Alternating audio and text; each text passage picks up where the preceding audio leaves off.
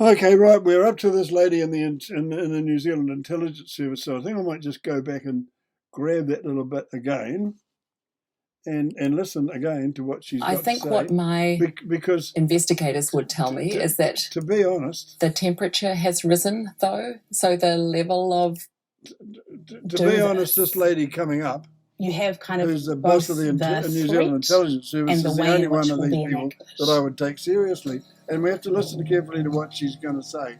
And so A shift I'm in the going to threat pause is being her noticed again. by the government group assessing risk to national security. Government group assessing risk to. Now there is a distinct element that is politically motivated violent extremism that is Right. And so this is the head of the intelligence service, right? A distinct element, she says, is there. might loosely be described as anti-authority. Right. They people who could loosely be described as anti-authority are always there. The Combined Threat Assessment Group is monitoring extremist violence. Combined Threat Assessment Group. So it's a group of people, and that's all they do. In opposition to COVID measures internationally, and predicts. And what they're saying is that the opposition is international because the opinions about the vaccine are definitely international. Highly likely to influence our domestic terrorism threat. Well, and so obviously they're going to look at the threat carefully. We are looking for people who have got actual intent and capability. We are looking for people who have got actual intent and capability. So intent means that they're determined to do something. Capability means that they're going to be able to be conducting an attack. How many conduct an attack, right? Would fit into that group? How many people have the intent? We are investigating approximately 40 to 50 individuals at any one time that we would.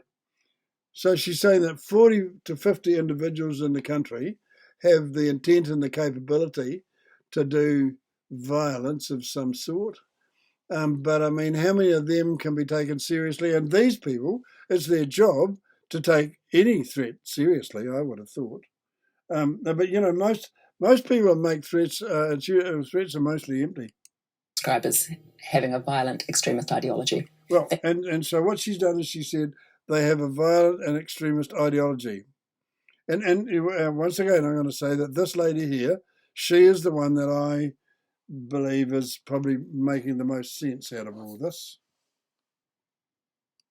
Doesn't mean that all of those people are planning to conduct an attack imminently. So I do want to provide some. So she just said it doesn't mean that any of those people are actually planning anything imminently, right? Assurance about that. I think what my investigators would tell me is that the temperature has risen, though. So the level of. So they're saying that the temperature that these people have has risen. I mean, that temperature, she's talking about the temperature of the opinion of people who might want to do harm to the state.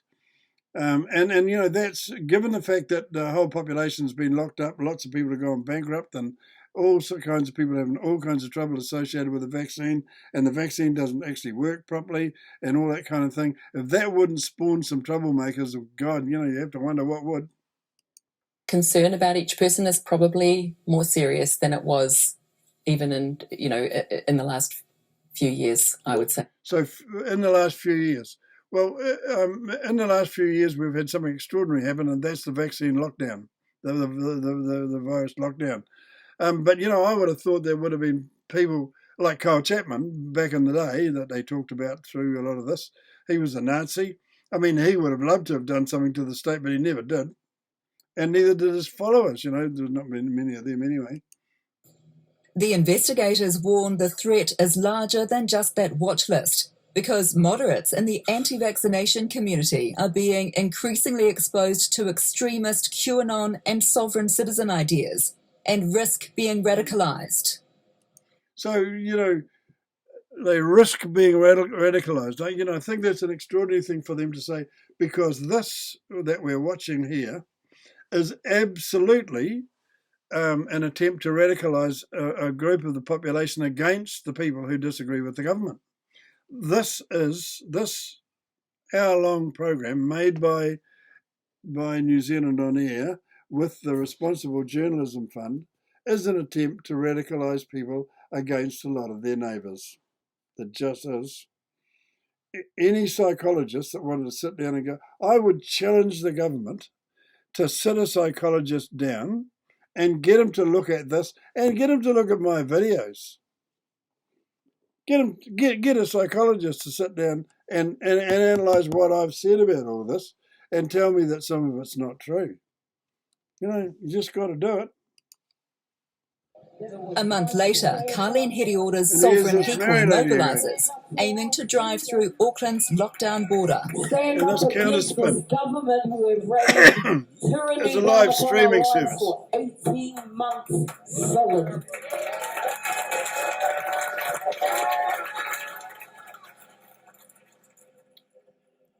We have had enough. So I'm going to ask again, why is it that they want to hang this on these Maori people as well?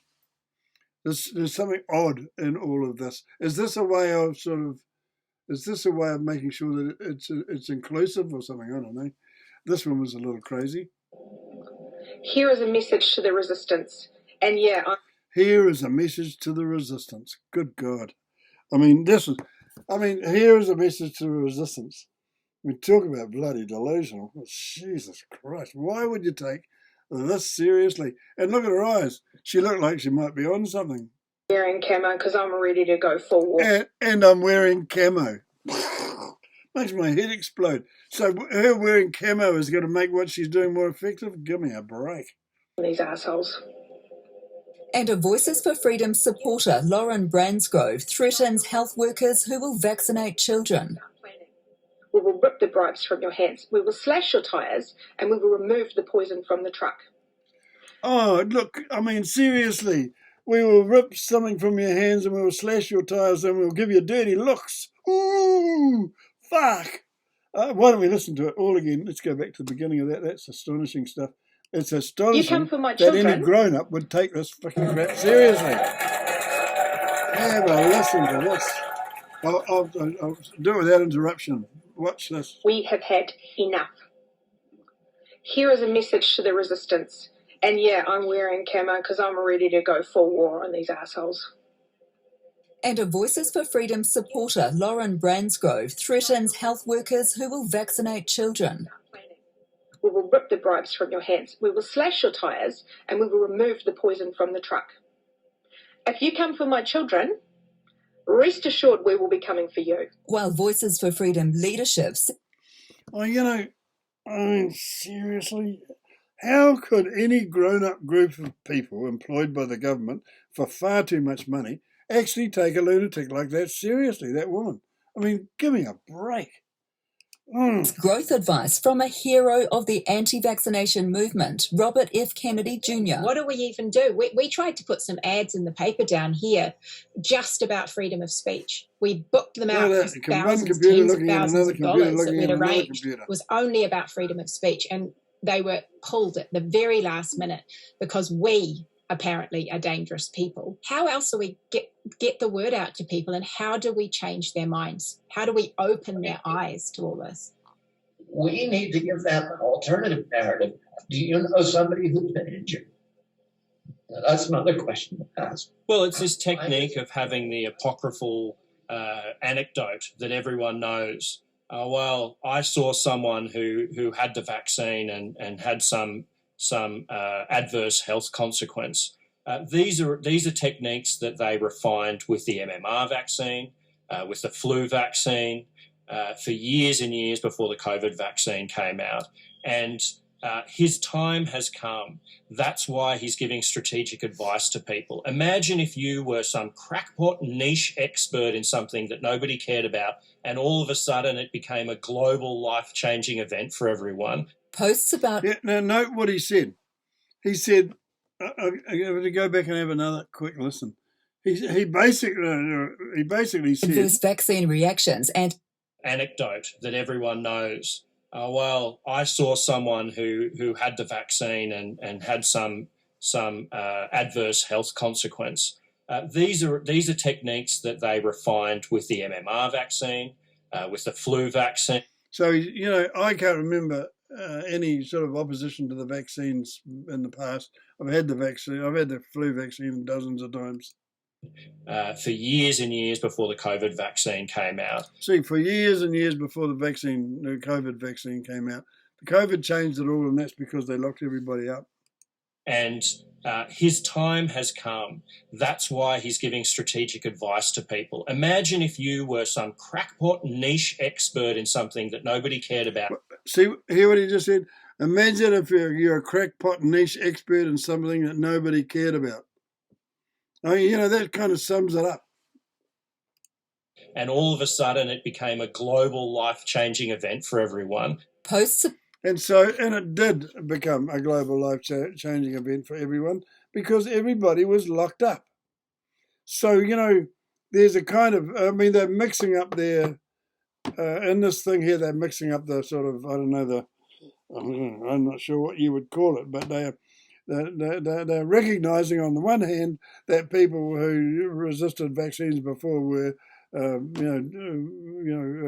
strange people all on their own, but that now a whole lot of people are involved, and so suddenly they've got a big crowd to play to. And the reason they've got a big crowd to play to is because a whole lot of people in the world have been locked up. Just as what it is.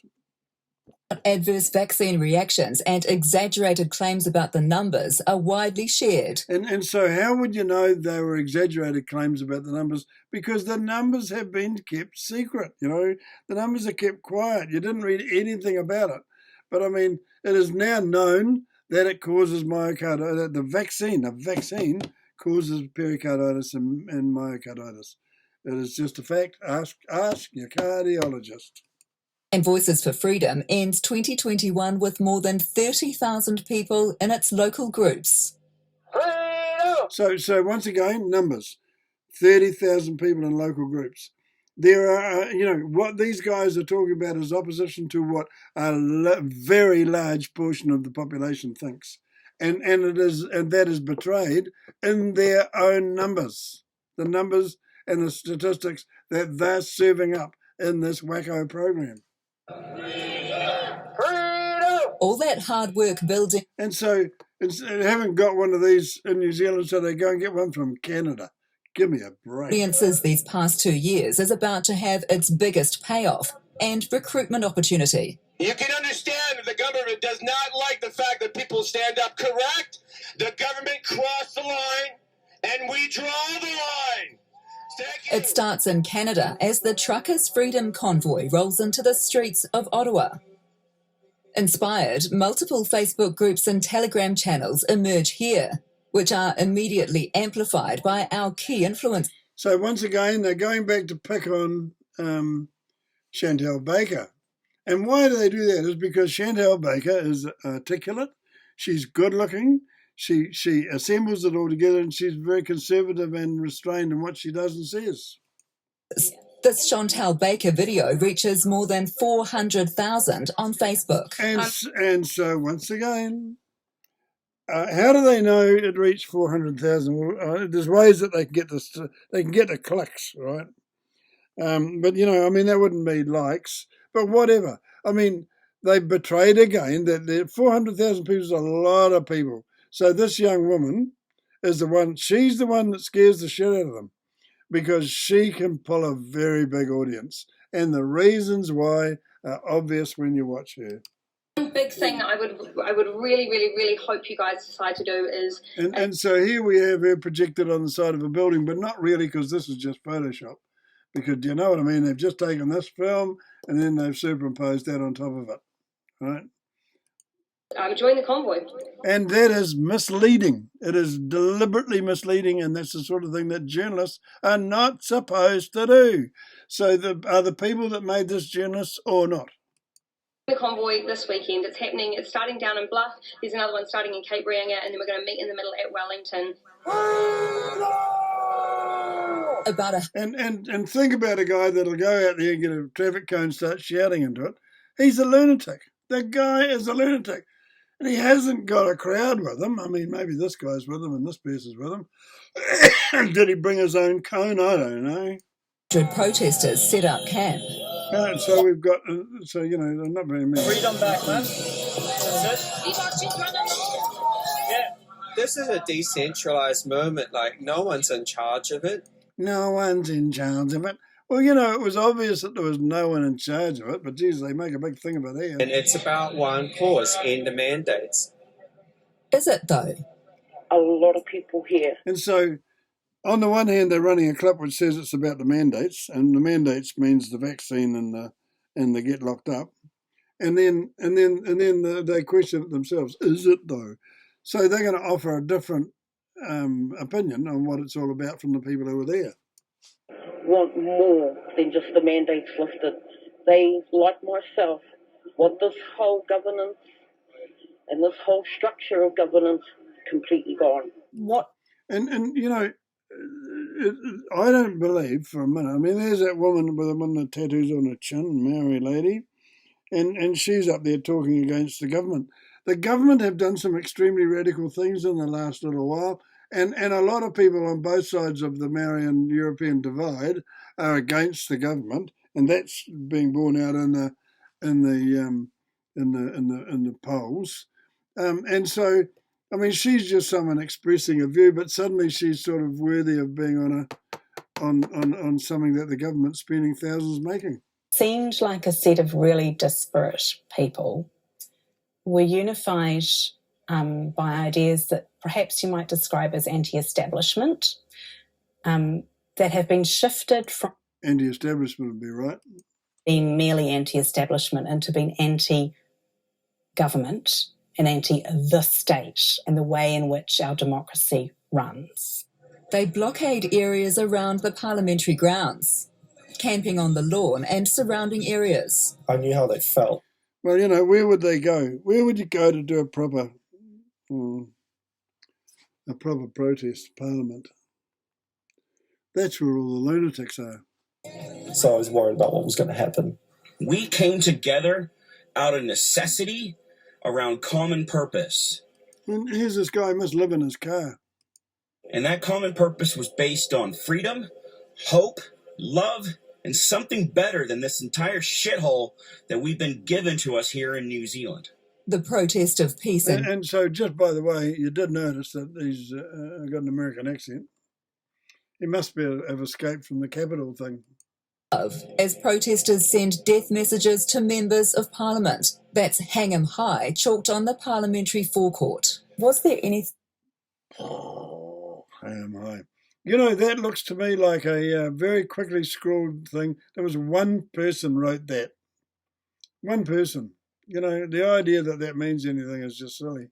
About the Wellington protest or anything surrounding it and the back channels, if you like. So here we have, again, the woman who is in charge of the New Zealand Intelligence Service and a so-called journalist.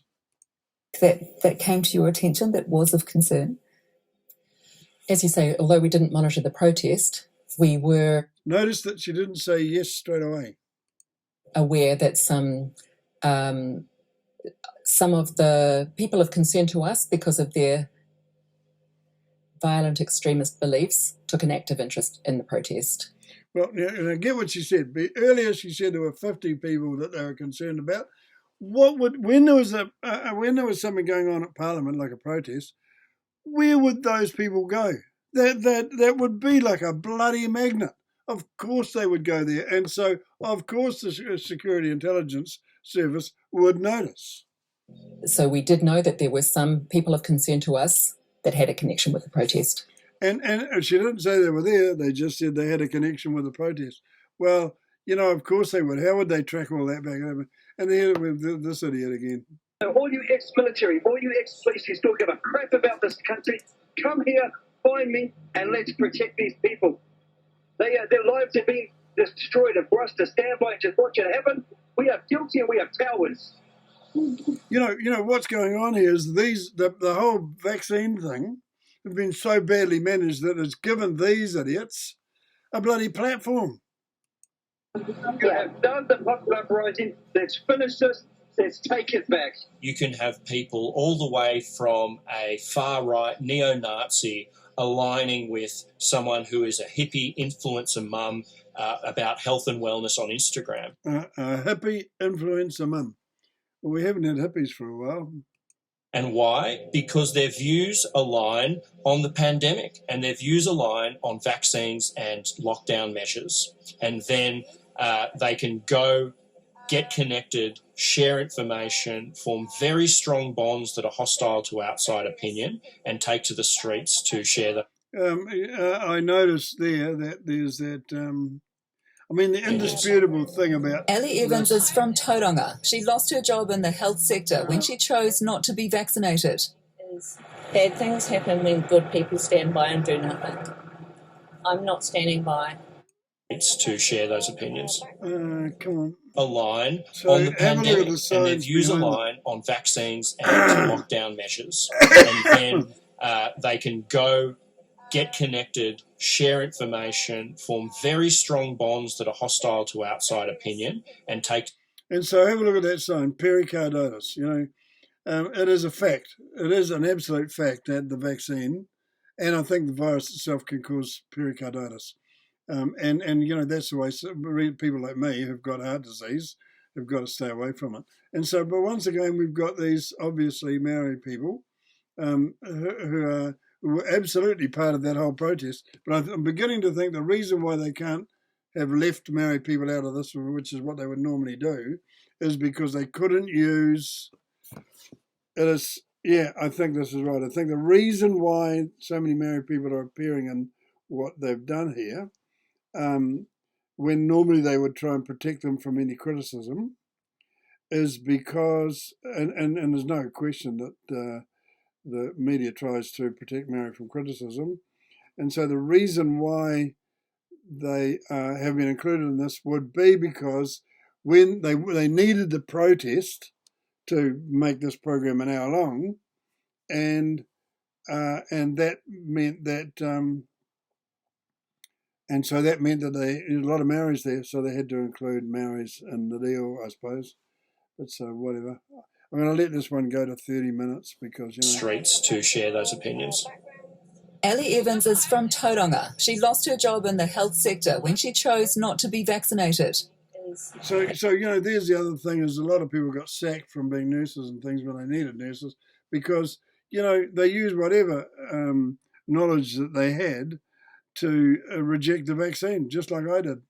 I rejected it because I knew it caused pericarditis, and I knew that pericarditis would kill me because my heart's almost killed me already. Things happen when good people stand by and do nothing. I'm not... This woman, I think, is very reasonable. Listen to what she says. Bye. What does your family think about the fact that you're here? My kids, they don't know. Why haven't you told your children? Just been too busy fighting for freedom, and I think that they're just going along and getting a jab. I think this woman is a very genuine lady. It comes across as very genuine. You can tell by the look on her face she's not bullshitting, she's just telling the truth. It's these people that aren't. When the pandemic came along, it cut off a lot of people from those peer relationships, whether it be their friends, their families, their colleagues. They lost a lot of those relationships. And so they found them with other people who shared their extreme beliefs. Well, I don't actually call it a vaccine, I call it a jab. I want to get my gear. Valerie from Mount Maunganui is in her mid-60s. This is the first time she's ever protested. I've never done anything like this before, but I want my grandchildren to say, my Nana was here standing up for me. We're just trying to fight for our freedom because we're losing our freedom. Look around. We're fighting for our freedom. How are they taking away your freedom? By forcing me to get an experimental drug. I've looked into it. I know people have got sick. Yep, I remember when it first came out, they said in the press that it was an experimental drug. No, lots of people have got sick from this vaccine. You know them personally? Yes, I've seen them. The distortions and strategies we've learned about come to life. Where do you research this? Where do you find your information that's helped you form this view? So voices... where do you find your research? Yeah, we have to remember that since Jacinda Ardern and the Greens took over, they've had and gave that responsible journalism fund to the media. They've had complete control of the media.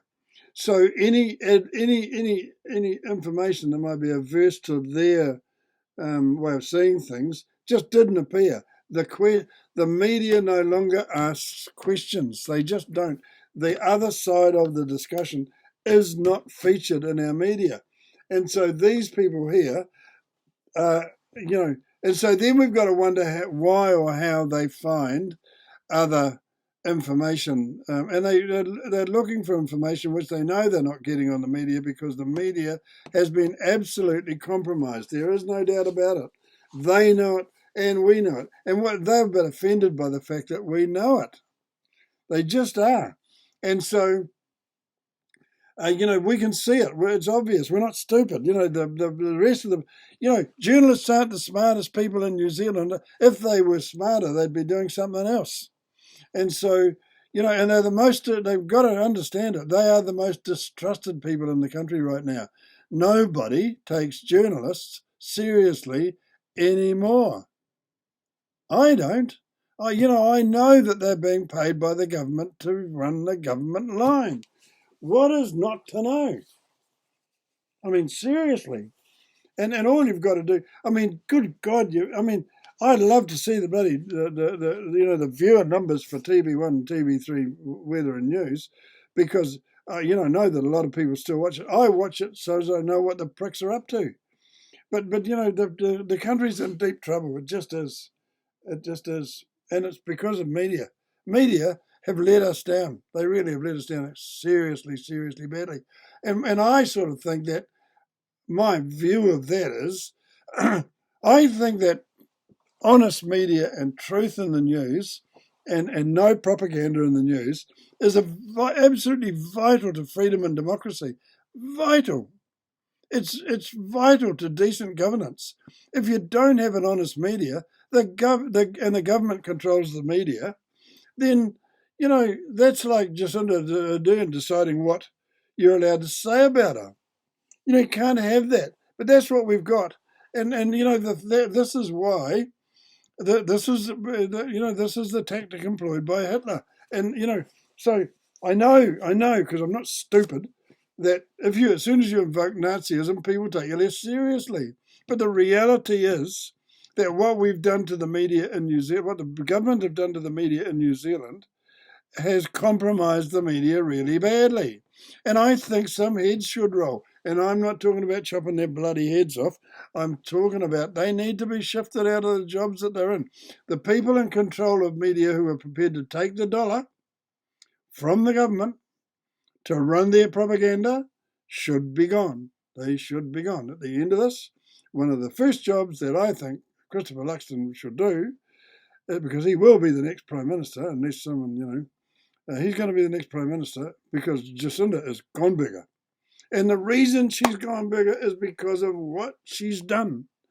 People know that this whole business with Responsible Journalism Fund is bullshit. And that's why I'm able to sit here and make this silly fucking video. And then that is because it's so obvious these people are telling lies. This woman here, she's just a little old lady, doesn't know what to do, but she knows something's wrong. She wouldn't have caused a problem for anybody in her life. She's just a sad little old lady from Tauranga or somewhere who's come down and made a big effort, put her woolly hat on, and she's gone down to Parliament to try and have her voice heard. And that's what she's bloody entitled to, just like I am. She's entitled to it. She's entitled to what she thinks. And these people are holding her up to ridicule by putting her in this program. But, she's one of the few that are making any bloody sense. And that lady with the intelligence what they say. Counterspin media are a little bit radical, but sometimes has some good. What do you like about counterspin? And you see, she recognises that they're a bit radical. But look what she's faced with. She is faced with either counterspin media or TV1 News. So, you know, it's like a no-win. Yeah. Well, like they can be a bit rough and ready, but they're out there. They're out there and they're filming the truth. Do you consume any mainstream media? I stopped watching the news about 3 months ago because... Yeah, and a whole lot of people did. Lots and lots of people did. And one of the really important things to this argument is that those figures, those viewer figures, should be on the news. But they won't be because it contradicts the narrative. I just got sick of hearing the same narrative, to be quite honest. So what's the same narrative that you got sick of hearing? What's that narrative? That we all need to be jabbed. That we all need to be jabbed if we're going to live, if we're going to survive. That there's a terrible virus going around. There's lies. The media are lies. The audience. Right. Right, I'm up to 30 minutes ago, and I've got to stop, and I'm going to have to go and have a bit of a break from this, but I'll leave